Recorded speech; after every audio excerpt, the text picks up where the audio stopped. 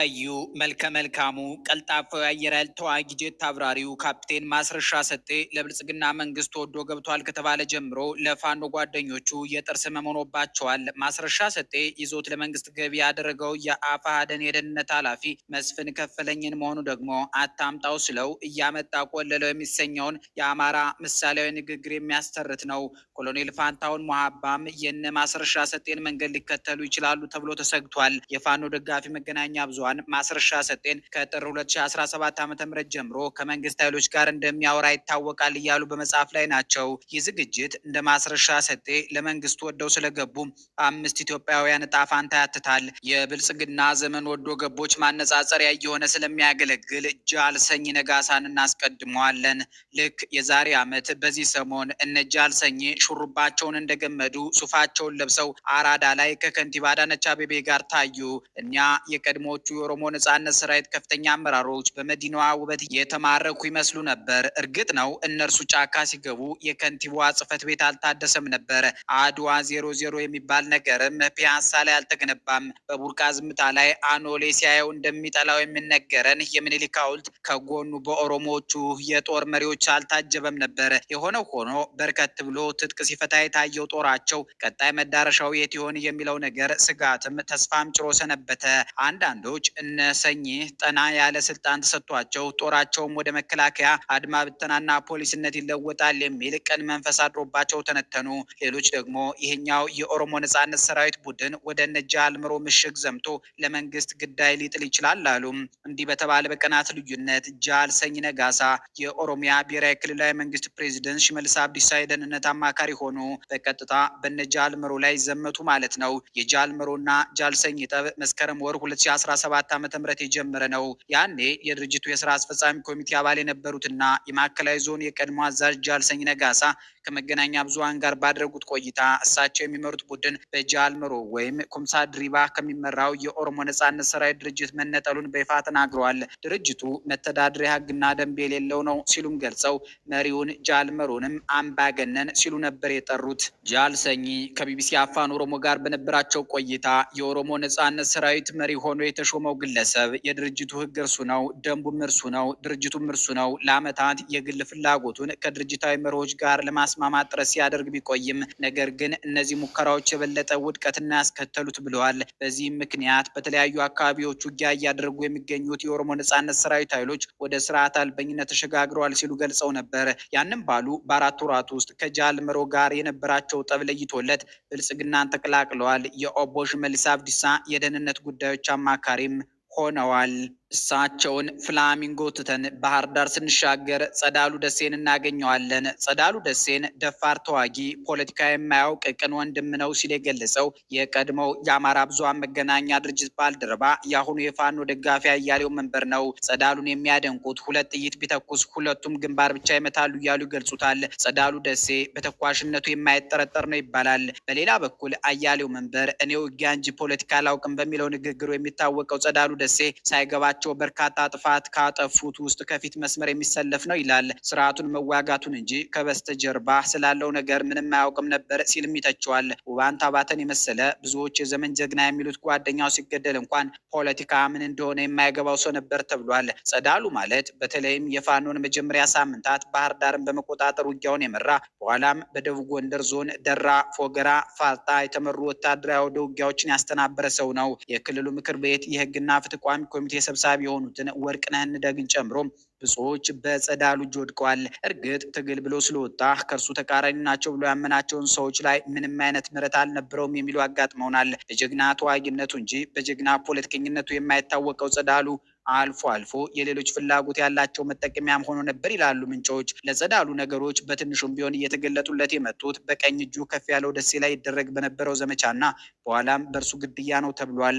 ከዚያም በኋላ ጸዳሉ ንዴት፣ እልህና በቀል ተፈራርቀውበታል። ከፍ ያለው ደሴ ወንድሞቼ በሚላቸው እንደተገደለ ከተነገረ በኋላ ከፌን የበላ ትግል ለማንም አይሆንም፣ እኔም ስራዬ የከፌን ገዳዮች መበቀል ወይም ደመመለስ ነው የሚል ንግግር ነው ጸዳሉ ይናገር የነበረው።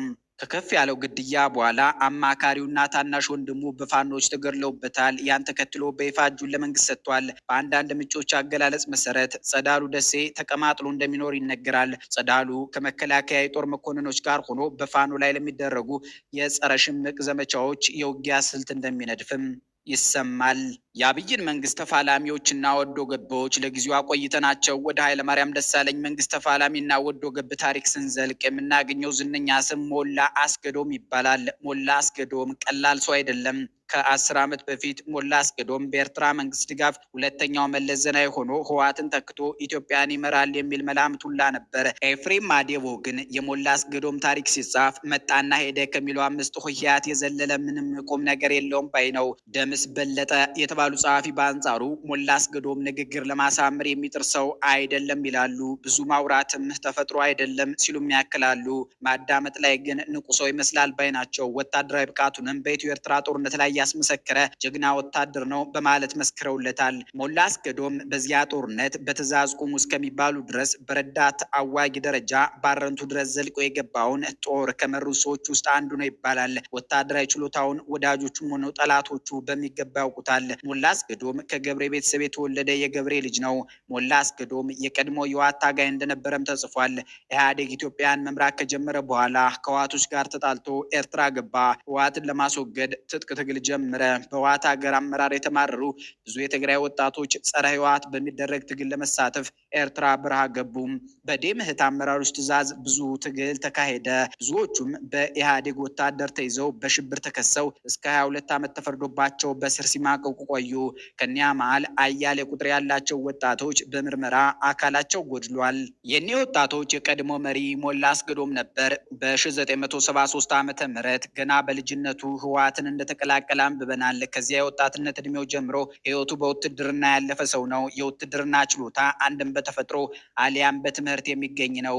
ሞላ አስገዶም በተፈጥሮ ወታደር ነው ይሉታል የሚያውቁት። ወታደራዊ ችሎታውንም በኢትዮ ኤርትራ ጦርነት ወቅት በባሬንቱ በኩል የሻዕቢያን ጀርባ ሰንጥቆ በማግባት አሳይቷል። ሞላ አስገዶም ከትግል ህይወቱ ወጥቶ እጁን ከሰጠ በኋላ የኢህአዴግ የመረጃና ስለላ ተቋም ከ1 ዓመት በላይ ከሞላ አስገዶም ጋር በምስጢር ይሰራ እንደነበረ ተናግሯል። ኤፍሬም ማዴቦ ግን ሞላ አስገዶም የራሱ የተጠረቃቀመ ድክመት ከንቅናቄው ሊቀመንበርነቱ እንደሚያስነሳው ሲያውቅ የፈረጠጠ ፈርጣጭ እንጂ እሱና ወያኔ እንደሚሉት የ1 ዓመት ቀርቶ የ1 ወርም ተከታታይ ግንኙነት አልነበራቸውም ሲል ጽፎ ነበር። ሞላ አስገዶም በ2008 ዓመተ ምህረት ዋዜማ በሱዳን ድንበር ላይ የፈጸመው ታሪክ ማንም ወደደም ጠላም አለ የማይለው ወታደራዊ ችሎታውን ያሳየበት ሁኔታ ነው ይላሉ ደጋፊዎቹ። አንድ ባታሊዮን ጦር ይዞ የኤርትራን ድንበር ከውስጥ ወደ ውጭ በርቅሶ መውጣት የወታደራዊ ስትራቴጂ ችሎታንና ብቃትን ያሳያል እያሉ የጻፉ አሉ። የሻዕቢያን ድንበር አጥር እጅግ ውሱን የሆነ መስዋዕትነት ብቻ ከፍሎ 683 ወታደሮቹን ይዞ ወደ ሱዳን ገብቷል። ሁኔታው በጊዜው ከኢህአዴግ ጋር ለሚዋጉት ሁሉ መርዶ ነበር። አብርሃ ደስታ ሞላ አስገዶም ወዶ ወደ መንግስት በገባ በዓመቱ በጻፈው መጣጥፍ አሪፍ መኪና ይዟል። መኪና ለቤት መስሪያ የሚሆን መሬትና ገንዘብ እንደተሰጠው ሰማሁ። ላገኘው አስቤ አልተሳካም። የኢትዮጵያ ደህንነት እንደሚከታተለውና ከኔ ጋር እንዲገናኝ እንደማይፈቅድለት ሰማሁና ተውኩት ብሎ ነበር። ፋሲሌኒ ዓለም ወደ ኤርትራ ተጉዞ በነበረበት ወቅት ከሞላ አስገዶም ጋር የመወያየት ዕድል አግኝቶ እንደነበረ ጽፏል። የሞላ አስገዶም ወዶ ወደ ኢህአዴግ መግባት ከተሰማ በኋላ ፋሲል እንዲህ በማለት አስተያየቱን ሰጥቷል። የደምሂቱ ሞላ አስገዶም መክዳቱን ስሰማ በእጅጉ ተገርሜያለሁ። ከቀናት በፊት ሞላ ሰው አክባሪ፣ ተግባቢና አገሩን የሚወድ ሰው መሆኑን ጽፌ ነበር። ኤርትራ በነበርኩበት ጊዜ ደጋግሜ አግኝቼዋለሁ። በተለያዩ ጉዳዮች ላይ ሰፊ ጊዜ ወስደን ተነጋግረናል። እስከ ዛሬዋ ቀን ድረስ ስለ ሞላ የነበረኝ አመለካከት ቀደም ብዬ የገለጽኩት ነው። ስለ እውነት መሰክራለሁ። ኤርትራ በነበርኩበት ወቅት አንድም ቀን በሰላይነት እንደጠረጠረው ወይም በወያኔነት እንደፈረጀው የሚያደርግ ነገር አላነበብኩም። ከህወሓት ጋር የሚጋራቸው አቋሞች ቢኖሩም በኢትዮጵያ አንድነት ላይ የማይናወጽ አቋም እንዳለው ህወሓት ኢትዮጵያን ታሪክ አልባ በማድረጉ በጣም እንደሚያዝን ነግሮኛል። ከእርሱ ጋር የተግባባንበት የመጨረሻው ነጥብ ይህ ነበር። ህወሓት ኢትዮጵያን ከመበታተኑ በፊት እንድረስላት ብሎኛል። ጥምረትን በተመለከተም በተወሰነ ደረጃ አስፈላጊነቱን ያምናል። ደሚት ያለውን የሰራዊት ብዛትና ሀብት ሲያስበው ደግሞ ከደሚት ያነሰ የሰራዊት ቁጥር ካላቸው ጋር ይጣመሩ የሚለውን ለመቀበል ሲቸግረው አይቻለሁ። በሌላ በኩል ደግሞ ወደ አማራው ክልል ዘልቆ ዘልቆ ለመግባት አርበኞች አስፈላጊ ናቸው ብሎ ያምን ነበር። ለዚህም ሲል መጣመሩን ይፈልገዋል። እንደሰማሁት ከአርበኞች ግንቦት ሰባትና ከሌሎች ድርጅቶች ጋር በነበረው ድርድር መጀመሪያ ላይ ባይደግፈውም በራሱ አመራሮች በድምፅ ብልጫ ከተሸነፈ በኋላ ውሳኔውን ተቀብሎ ነበር። ሞላ ጥምረቱን የደገፉት ጓደኞቼ በሂደት ያባሩኝ ይሆናል የሚል ስጋት ሳይገቡ አልቀረም። እነ ፕሮፌሰር ብርሃኑ ወደ ኤርትራ ወርደው ተቃዋሚዎችን ያስተባብራሉ ብሎ የጠበቀም አይመስለኝም። ምንም ይሁን ምን ሞላ የከዳው ከስልጣን ጋር በተያያዘ መሆኑን አምናለሁ። እኔ ኤርትራ በነበርኩበት ወቅት ከደምሂት ጋር የሚደረግ ድርድር ስላልነበር ስለ ስልጣን ፍላጎቱ ልናገር አልችልም። እንደሰማሁት በደሚት ውስጥ በርካታ አመራሮች አሁንም አሉ። የወጣው ሰራዊት ጥሎት ከወጣው ሰራዊት ጋር ሲነጻጸር ኢምንት መሆኑን አንዳንድ ሰዎች ነግረውኛል። ይህ ሰራዊት የሀገር አድን ሰራዊቱ አካል ሆኖ የሚቀጥል ይመስለኛል። ለማንኛውም ፖለቲካ እንዲህ ነው። እስከ መጨረሻው የጸና ብቻ እርሱ ያሸንፋል። መሳይ መኮንን በጊዜው የኢሳት የፕሮፓጋንዳ ሰው ነበር። እሱም ኤርትራ በነበረበት ወቅት ከሞላ አስገዶም ጋር የኢትዮጵያን ወቅታዊ ፖለቲካ በተመለከተ የተወያየውን ከግምት በማስገባት ሞላ አስገዶምን ሞላ ሌላ ደምሂት ሌላ በማለት እንዲህ ገልጸዋል። ስለ ሞላ እስከማውቀው ድረስ ጥሩ ኢትዮጵያዊ፣ እንደ ህዋቶች ዘረኝነት የማይነካካው፣ በመግባባት ለመስራት ከልቡ የሚሻ ነበር። መቼም ሰው እንደ እህል አይቀመስም። መለኮታዊ ኃይል ኑሮ ልብ የቀበረውን ማወቅ አይቻል። በሞላ ደም ውስጥ የሚንተከተከውና ዛሬ ላይ አደባባይ የወጣው ማንነት የሰው ልጅን ፈጽሞ አንብቦ እንደማይጨረስ አንዱ ማሳያ ሊሆን ይችላል።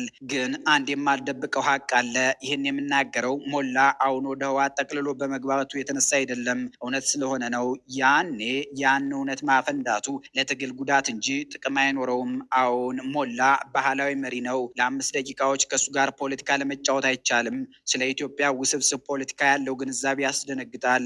ማለት ጥልቀት የለውም። ቀናነቱና ገራገርነቱ ፖለቲካዊ ድክመቱን ባይሸፍኑለትም አብሮ ላለመስራት የሚጎረብጥ ሰው አልነበረም።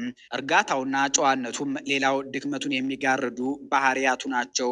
ይህ ሁሉ ከሆነ ከ3 ዓመታት በኋላ በ2011 ዓ.ም ገደማ ሞላ አስገዶም ይመራው የነበረው የትግራይ ህዝብ ዴሞክራሲያዊ ንቅናቄ ወይም ደምሂት አባሎች ከመንግስት ይደረግላቸዋል ተብሎ የነበረ ማቋቋሚያ እስካሁን ባለማግኘታቸው ለማህበራዊ ችግር ተጋልጠዋል ሲል ቅሬታ ማሰማቱ ተዘግቧል። ከ1 ዓመት በኋላ ደግሞ ደምሂት ራሱን አክስሞ ከህወሓት ጋር በመዋሃድ ለመታገል መወሰኑን አስታወቀ።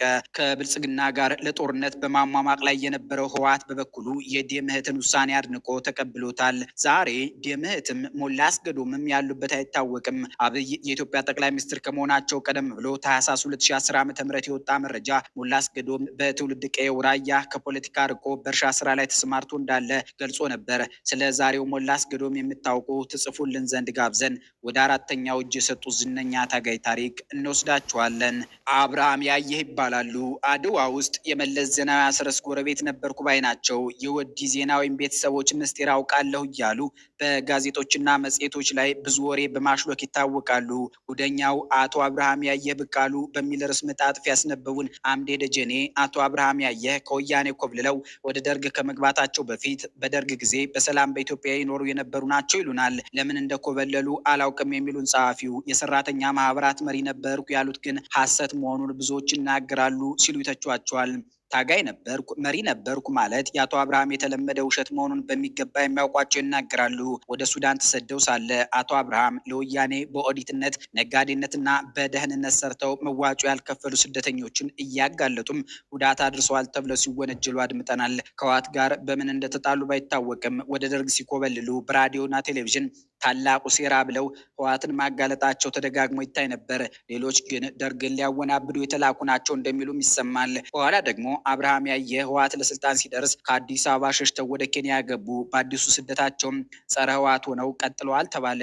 በኡጋንዳ ሴት ደበደቡ ተብለው ታስረው ነበር። ከኡጋንዳ ስር ተፈተው ወደ አውሮፓ ሲሰደዱ ደግሞ ወደ አሜሪካም ሆነ እዚያው በአውሮፓ ዲያስፖራው ከጎናቸው ቆመው እርዳታ ለግሷቸዋል።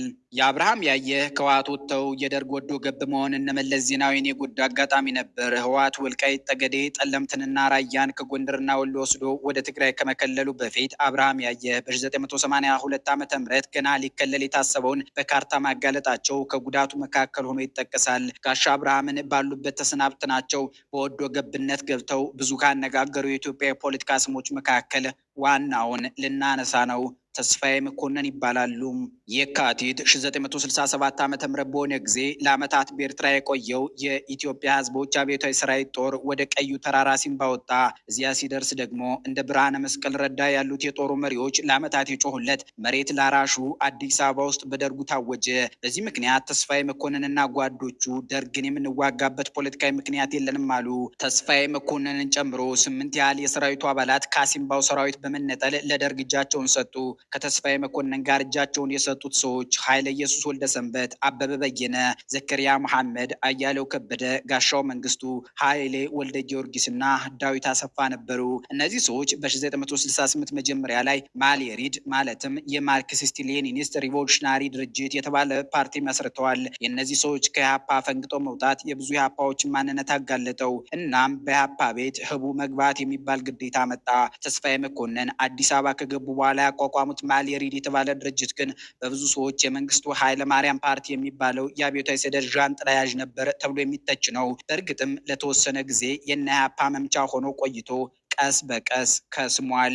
እነ ተስፋዬ መኮንን ካሲምባ ጠመንጃቸውን እንደያዙ ለደርግ ወደው በመግባታቸው ከበሸቁ ግለሰቦች ዋናው ብርሃነ መስቀል ረዳ ነበር። ሁላ መሳሪያ ይዘው በመኮብልላቸው በኢሃሰ የጦር ፍርድ ቤት ሞት በይኖባቸዋል። ያ በሆነ በአጭር ጊዜ ውስጥ ግን ራሱ ብርሃነ መስቀል ረዳና ጌታቸው ማሩ ደርግንና መኢሶንን ጨምሮ ከሌሎች ግራ ኃይሎች ጋር መተባበር ያስፈልገናል የሚል አቋም ይዘው ነበር። ይህም አቋማቸው ከነ ተስፋዬ ደበሳይ ጋር አጋጭቷቸው አንጃ ተብለው እንዲፈረጁ አድርጓቸዋል። በዚያም ምክንያት ጌታቸው ማሩ በጓዶቹ ተገድሎ ተቆራርጦ አልባሌ ቦታ ተጥሎ ተገኝቷል። ብርሃነ መስቀል ረዳም ከጓዶቹ ለመሸሽ ሰሜን ሸዋ ውስጥ የእርማት ንቅናቄ ያለውን ጦር አሰማርቶ ትግል ሲሞካክር በደርጉ ተይዞ ተረሽኗል። እነ ተስፋዬ መኮንን አሲምባ ላይ የቀደዱት በር ብዙ ጅቦች ገብተውበት ኢህአፓን በሂደት ተረት አስመስለውት ቀርተዋል። እኚህ ሰው የኋላ ኋላ እንደ ማንኛውም የዚያ ትውልድ ሰው ይድረስ ለባለ ታሪኩ በሚል መጽሐፍ ተከስተዋል። ለዛሬ ያዘጋጀንላችሁ የወዶ ገቦችን መጨረሻ የሚያሳይ ዝግጅት ተፈጽሟል። ሰናይ ጊዜም